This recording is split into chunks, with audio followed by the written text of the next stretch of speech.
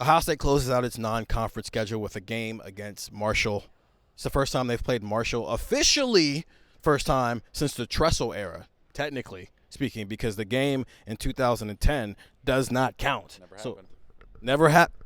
Never happened. Never happened because sanctions, and vacated wins and stuff like that. We'll talk about that later, though. I'm Stephen Means. That's Andrew, and that's Stefan. It's game time decisions. This is the one thing we want to see from Ohio State on Saturday. Andrew, let's start with you. What do you want to see from Ohio State on Saturday?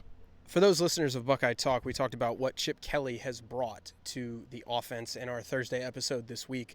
And one of the things that I mentioned was that Ohio State really isn't a team that blows people off the line in terms of that's their offense, right? It's not 3 yards in a cloud of dust.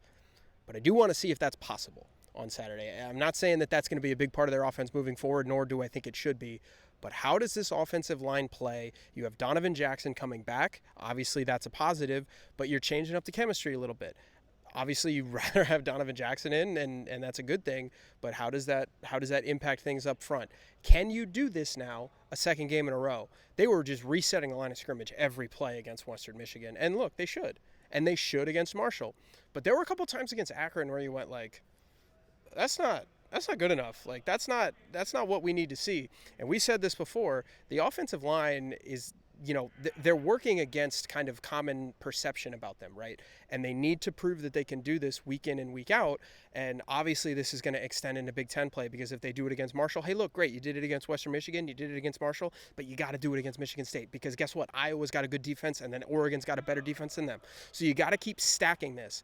If they don't stack a good performance, I know they had a bye week, but if they don't stack that good performance against Marshall that they had against Western Michigan, I'm going to have some concerns about where this offensive line is headed, because all of that positive momentum that you had after that Western Michigan game where you just bludgeoned them out of the building, that, at least for the offensive line, you might lose some of that, and you can't afford to do that. So how does this offensive line play in a game where they desperately need to have a second great performance in a row? It's especially true when Donovan Jackson is expected to be back on the field for Ohio State on Saturday. Ryan Day said he's ready to roll on Tuesday, and on Wednesday evening when we asked him again, he said yes, he's going to be playing on Saturday, so that's even more to that point.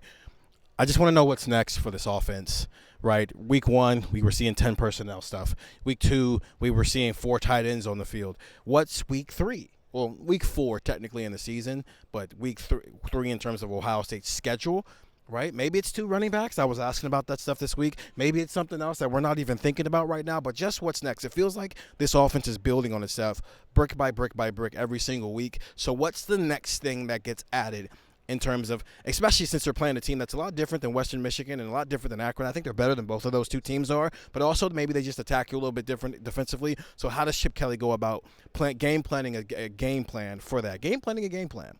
Buckeye Talk.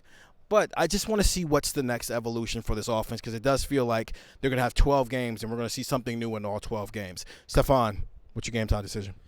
I want to see what happens with the tight ends in this game, and if they maybe start to divide up the reps a little bit more. We've seen, the 3 main contributors kind of each get an equal amount of reps, equal amount of snaps played through 2 games.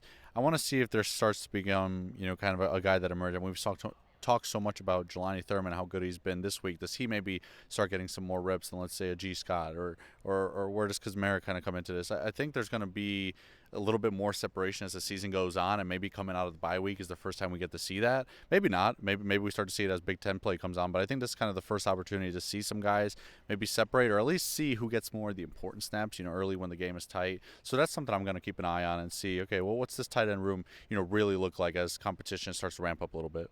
Rolling those guys has been pretty important. It's obviously for getting guys experience out there, but also you're coming off 2 years where it was just kind of caged over and nothing, and you saw caged over breakdown as the season went on. So if you can have depth at that position, I do think it matters. But I'm with you. All those guys are a little over 40 snaps right now, whether it's Will Kazmarek, whether it's G. Scott, whether it's Jelani Thurman. Do we start to see some delineation in terms of a hierarchy for that tight end room? Those are our game time decisions. Those are things that we want to watch as Ohio State closes out non-conference play against Marshall. Ohio Stadium, big noon kickoff.